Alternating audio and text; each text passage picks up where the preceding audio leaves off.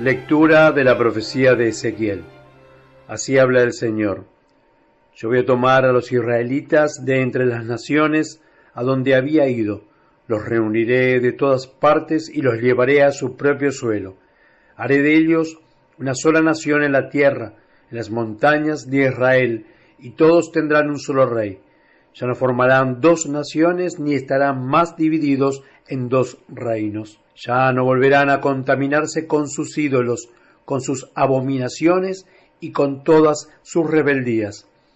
Los salvaré de sus pecados de apostasía y los purificaré. Ellos serán mi pueblo y yo seré su Dios. Mi servidor David reinará sobre ellos y todos ellos tendrán un solo pastor. Observarán mis leyes, cumplirán mis preceptos y los pondrán en práctica. Habitarán en la tierra que di a mi servidor Jacob, donde habitaron sus padres. Allí habitarán para siempre ellos, sus hijos y sus nietos, y mi servidor David será su príncipe eternamente. Estableceré para ellos una alianza de paz, que será para ellos una alianza eterna. Los instalaré, los multiplicaré y pondré mi santuario en medio de ellos para siempre. Mi morada estará junto a ellos, yo seré su Dios y ellos serán mi pueblo. Y cuando mi santuario esté en medio de ellos para siempre, las naciones sabrán que yo soy el Señor, el que santifico a Israel. Palabra de Dios, te alabamos, Señor. Muchos judíos que habían venido a casa de María, al ver lo que hizo, creyeron en él. Pero algunos de ellos fueron a los fariseos y les dijeron lo que había hecho Jesús. Entonces los príncipes de los sacerdotes y los fariseos se reunieron en consejo y decían: ¿Qué hacemos? Porque ese hombre hace muchos milagros. Si le dejamos, todos creerán en él, y vendrán los romanos y destruirán nuestro lugar y nuestra nación. Uno de ellos, Caifás, que era sumo sacerdote aquel año, les dijo: Vosotros no sabéis nada, ni pensáis que os conviene que muera un solo hombre por el pueblo, y no que perezca toda la nación. Esto lo dijo no por su propia iniciativa, sino que, como era sumo sacerdote aquel año, profetizó que Jesús iba a morir por la nación. Y no solo por la nación, sino para reunir también en uno a los hijos de Dios que estaban dispersos. Así que desde aquel día decidieron darle muerte.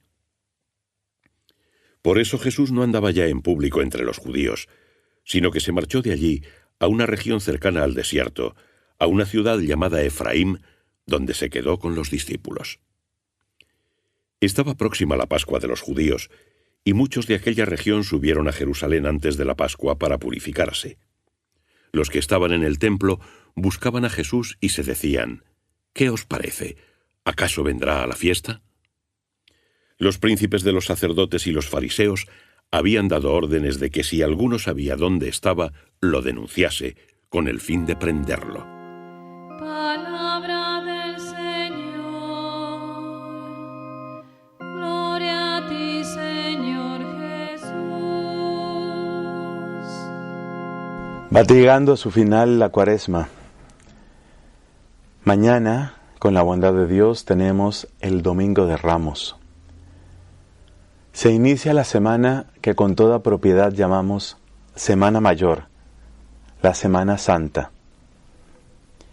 Y lo primero que hay que desear es que estos días, gracias a la oración, gracias a la escucha de la palabra y gracias a la participación en los sacramentos, sean verdaderamente santos para nosotros.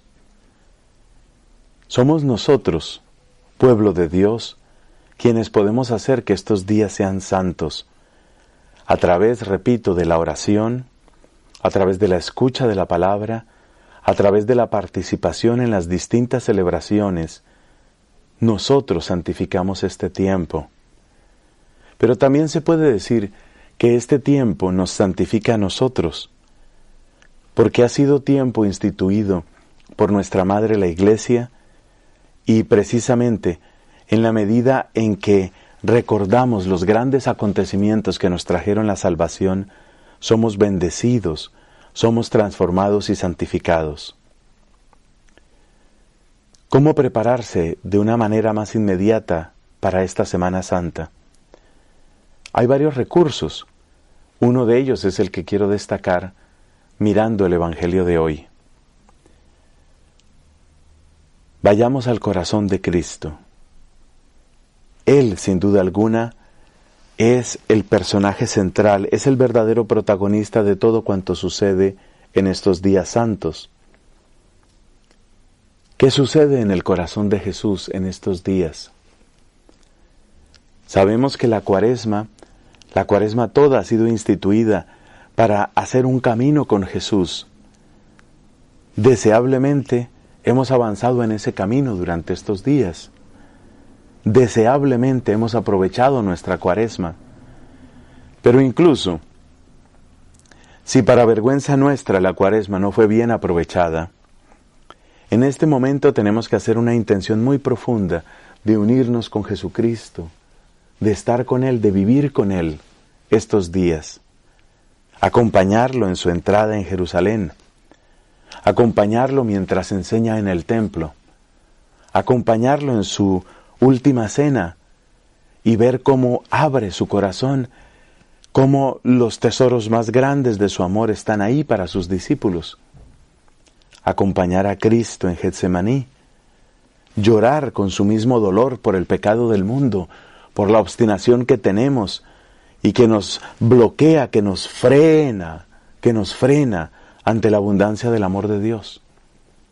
Sí, y luego acompañar a Jesús en esa humillación, en esa tortura, acompañarlo en el Vía Crucis o la Vía Crucis, el camino de la cruz, y mucho más, acompañarlo en el Calvario, hacer nuestros sus dolores, así como Él hizo suyos nuestros pecados.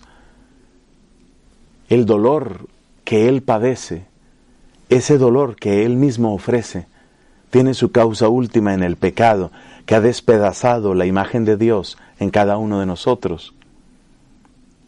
Entonces necesitamos unirnos a Él en ese misterio de la cruz, acompañarlo en el silencio del sepulcro, con María, su Santísima Madre, ese sábado, el sábado del gran silencio, el sábado en el cual tenemos que aprender a unirnos con respetuosa y humilde devoción a Nuestra Señora de los Dolores. Y luego, por supuesto, acompañar a Cristo en su victoria, declararnos cortejo triunfal del Rey de Reyes, proclamar con todo nuestro ser que ni la muerte, ni el pecado, ni Satanás, ni las tinieblas pudieron detener al amor más grande, unirnos con Él a la resurrección. Esta es la Semana Santa, esta es la manera de vivir verdaderamente estos días, para que sean días de renovación, de transformación en cada uno de nosotros, como quiere nuestra Madre la Iglesia. Así sea.